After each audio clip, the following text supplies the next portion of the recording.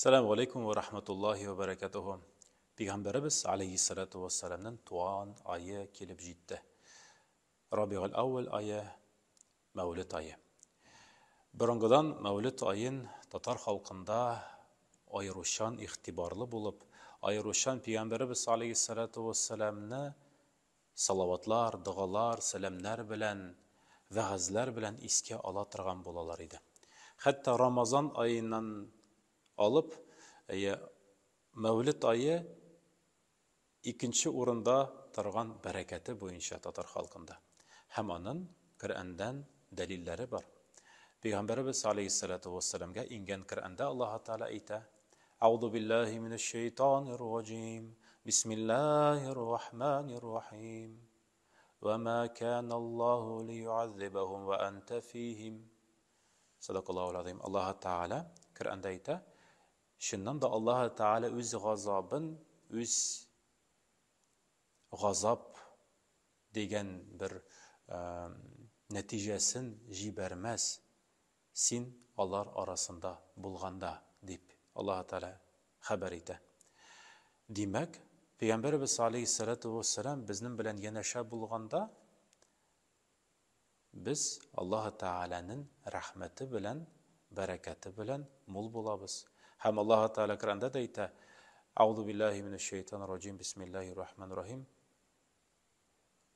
İlla rahmeten lil alamin ve ma arsalnaka illa rahmeten lil alamin." Allah Teala ayrışan ihtibar ite, şundan da bu dünyaya biz seni ey Muhammed Aleyhisselatu Vesselam rahmet için jiberdik.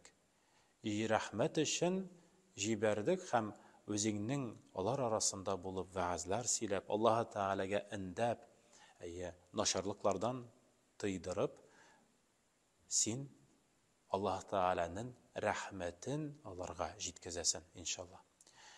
Bigrak da Peygamberimiz Aleyhisselatu Vesselam hatta Mekke müşrikleri yanında bulganda hicratka hatlı Allah Teala'nın bereketi inge idi. Mulluk var idi Mekke'de. Hem Peygamberimiz Aleyhisselatu Vesselam hicret Mekke'den Medine'ge köşüngeç şu bereket şişmeleri kimi başlay. Hatta itila bir neçe yıl devamında Mekke'de kuruluk başlana. Yeşilçeler bite, hayvanlar türlükler yabuğa başlay. Hem açlık ile deyip eytile. Hatta Mekke müşrikleri birbirsinden eyte tırgan bulalar. Muhammed gitti, hem bereket de gitti. Allah Teala'nın rahmeti de gitti deyip şunda kızganalar idi. Bigrak da hürmetli cemaat. Elbette biz Peygamberimiz Aleyhisselatu Vesselam'ın dualarımızda, künüllerimizde, salavatlarımız bilen, dualarımız bilen, tileklerimiz bilen iske alganda biz onu künülümüzde yeneşe saklagan kibik. Hem Allah Teala'nın ayetinde aytile, eğer de sen Allah arasında bulsan, Allah Teala özünün gazap qaraşı bilen qaramaz ul bendelerge. Demek biz Allah Teala'nın siyikli Resulün Muhammed Aleyhisselatu Vesselam'na iske algan sayın Allah Teala'nın rahmet qaraşına iyi buluğun özü bizge şu rahmet işiklerin açıp jiberemiz. Hem iki dünya bahatına erişemiz. Şuna göre şu Mevlid aylarında, yurtlarımızda Mevlid dualarını okutuk. Tırmışlarımızda yolda barabızmı, aşağı oturabızmı? Peygamberimiz Aleyhisselatu Vesselam'a yışrak kübrek salavatlar eytik. Hem tırmışımızını Allah Teala'nın nurları bilen nurlandırık.